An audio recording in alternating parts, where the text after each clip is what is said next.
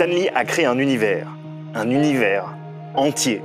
Et c'est finalement assez difficile, avec ces quelques mots, de rendre compte de l'importance, de l'ampleur de cet accomplissement, de ce que ça implique dans l'histoire de la pop culture, de ce que ça a changé pour des millions de gosses mal dans leur peau.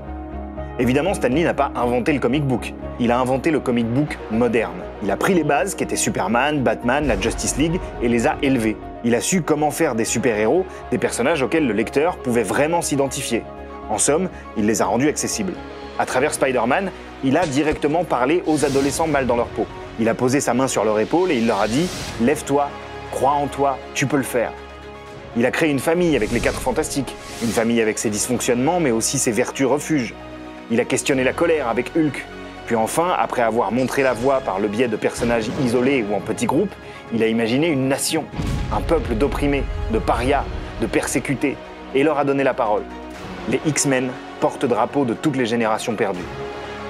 Aujourd'hui, c'est justement Disney qui fait vivre et revivre les personnages imaginés par Stan Lee, à coups de films dont jamais les lecteurs des années 70 n'auraient imaginé qu'ils existeraient un jour. Les studios Marvel, Sony, la 20th Century Fox ont mis les plus jeunes face à l'héritage de Stan Lee, un multivers d'une richesse virtuellement sans limite.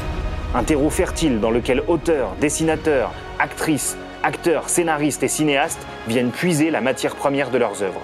Stan Lee, qu'on pensait immortel, était de ceux qui ne partent jamais à la retraite. En 2018, il était encore présent sur le circuit usant des Comic-Con, signant des autographes, prenant des photos avec ses fans, dispensant un savoir inestimable.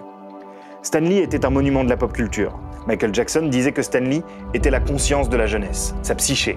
Pour Jim Lee, autre légende du comic book moderne, Stan Lee nous a appris que la valeur d'un être humain ne se mesurait pas par l'ampleur de ses pouvoirs, mais à la force de ses vertus et de son engagement pour la justice, la vérité et la tolérance. Et c'est peut-être cela qu'il est indispensable de retenir de Stan Lee. Ses créations sont plus qu'un divertissement, elles portent un message. Un message aussi fort en 1968 qu'il l'est en 2018. Stan Lee l'expliquait en ces mots. « Pour que l'être humain soit un jour digne de sa destinée, nous devons emplir nos cœurs de tolérance. C'est à cet instant, uniquement, que nous serons véritablement dignes du concept voulant que l'homme ait été créé à l'image de Dieu, un Dieu qui nous considère tous comme ses enfants. Aujourd'hui, nous sommes tous les enfants de Stan Lee. Comme Peter Parker, nous sommes tous orphelins et orphelines de notre oncle Ben à nous. Mais il ne voudrait pas que nous nous lamentions. Comme toujours, il poserait sa main sur notre épaule et nous dirait de faire front, de repousser les limites, de croire en nous comme nous croyons en ces personnages. Stan Lee, 1922-2018, Excelsior.